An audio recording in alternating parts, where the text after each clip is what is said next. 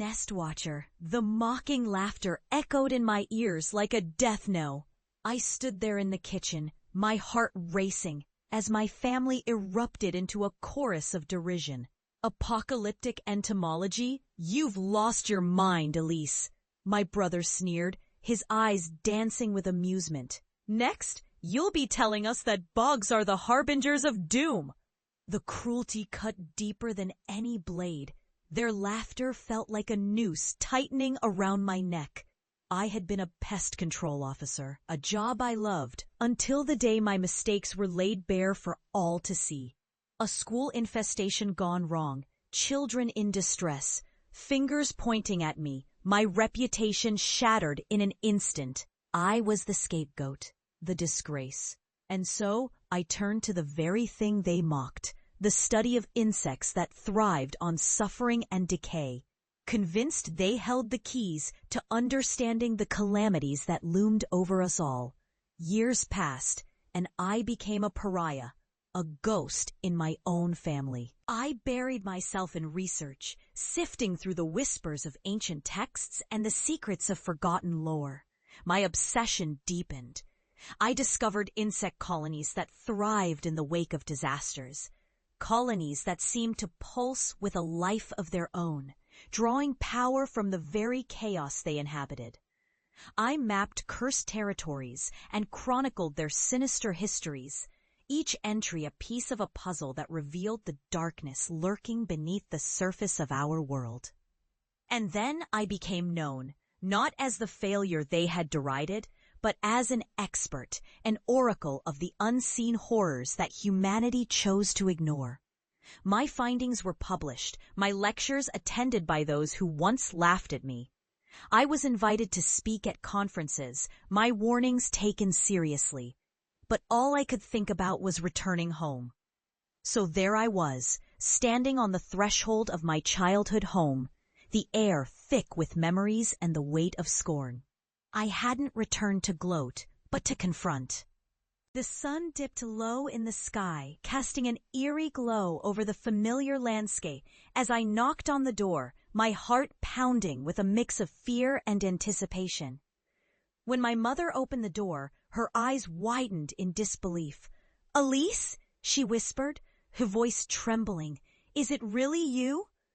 Behind her, my father and brother stared, their expressions frozen in shock. The years had changed me. I wore my knowledge like armor, but I was still their daughter, their sister. "Can I come in?" I asked, my voice steady, though my insides churned with anxiety. They stepped aside, and I crossed the threshold into a home that felt like a mausoleum of my past. I had not come to reclaim their love or approval. I had come to show them what they had dismissed. Over dinner, I shared my findings, the discoveries that had turned me from a joke into a respected figure in the field. I spoke of the insect colonies that thrived on despair, of how they were harbingers of the disasters that awaited us, waiting to spill over into our lives like a dark tide. Their faces were a mix of disbelief and discomfort, but I pressed on, driven by the need to make them understand the weight of my truth. But it wasn't until the storm rolled in that the night truly turned dark. The skies crackled with energy, thunder rumbling ominously in the distance. It was then that I sensed it, a disturbance in the air, a vibration that felt like a warning. My instincts kicked in, honed by years of studying the unseen. "Do you feel that?" I asked, my heart racing. My family exchanged worried glances, but I could see the doubt still etched on their faces. Something is coming, and then it happened. The lights flickered, and a collective gasp escaped our lips as shadows danced across the walls. Dark figures emerging from the corners of the room. A swarm of insects, locusts, beetles, and something far worse poured in through the windows, a living tide that crawled and writhed with malevolent intent. "Get away!" my mother screamed, backing away, but the swarm only grew, filling the air with a palpable dread. I stood rooted to the spot, a wave of realization crashing over me. This was the manifestation of my research, an awakening of the very horrors I had studied, a reckoning for those who had turned a blind eye. "Mom?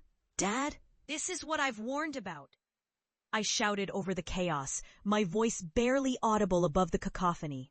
"These insects, they feed on fear and despair. They are the harbingers of what's to come." The room erupted into chaos as my family scrambled to escape the onslaught. My brother, once so confident in his ridicule, now cowered in a corner, his bravado stripped away.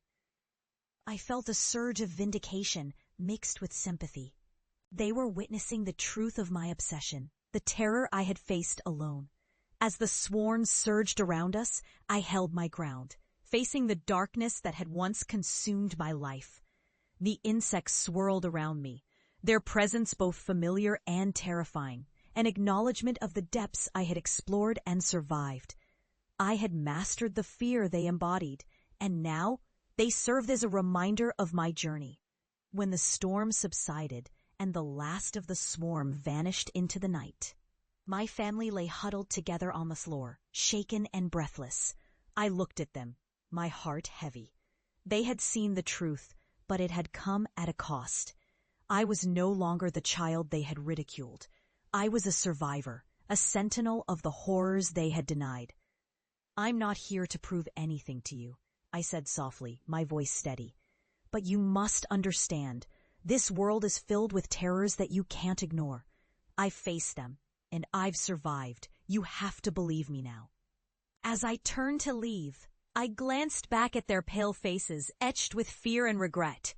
I realized that I had become what they had feared most, a living testament to the consequences of disbelief. The weight of their scorn had transformed into a chilling understanding, a haunting reminder that some truths are too terrible to ignore.